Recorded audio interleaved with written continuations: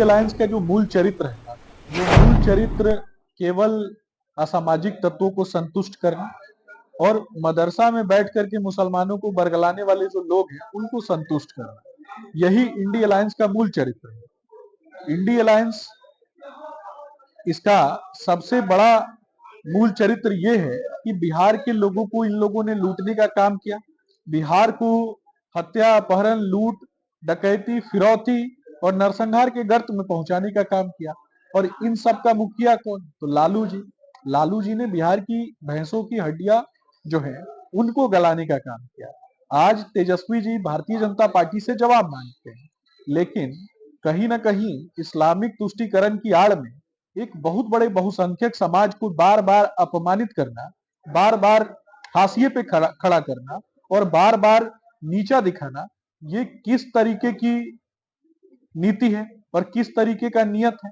आने वाले वर्षों में तेजस्वी जी आपको अपने ही परिवार के बच्चों को जवाब देना पड़ेगा और बिहार के युवाओं को जवाब देना पड़ेगा। आप जैसे लोगों के मुंह पर बिहार जो है वो राजनीतिक कालिख पोतने का काम करेगा। बिहार की उन्नति, उत्थान, तरक्की और अंत्योदय के लिए लगातार भारतीय जनता पार्टी ने प्रयास किया और भारतीय जनता पार्टी ने काम किया। कोरोना जैसी वैश्विक महासमस्या जब चल रही थी, ना आपके पिताजी दिखाई देते थे, ना आप दिखाई देते थे, ना आपके भाई दिखाई देते थे, ना आपके परिवार की ये बहनें दिखाई देती थी।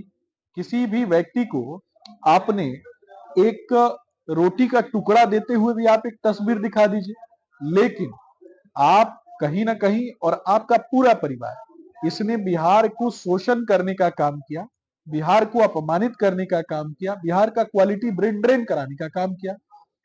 कोरोना काल में भारतीय जनता पार्टी के कार्यकर्ता और नेता अपनी प्राणों को संकट में डाल करके आम जनता की सहायता करते थे, लेकिन उसके बाद भी आप आरोप लगाया करते थे।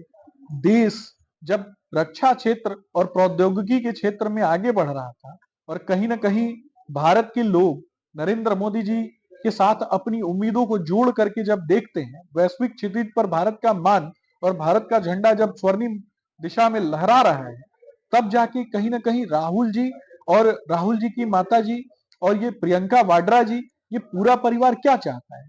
एक तरफ ये हरे रंग की टोपी पहन के किसको संतुष्ट करने का काम करते हैं और दूसरे तरफ ये मंदिरों का विरोध करते हैं, राम मंदिर के निर्माण का विरोध करते हैं और आए दिन घूम घूम कर सनातन को गाली दिलवाने का काम करने वाले जो लोग हैं, क्या वो देश को अच्छे तरीके से चला सकते हैं क्या?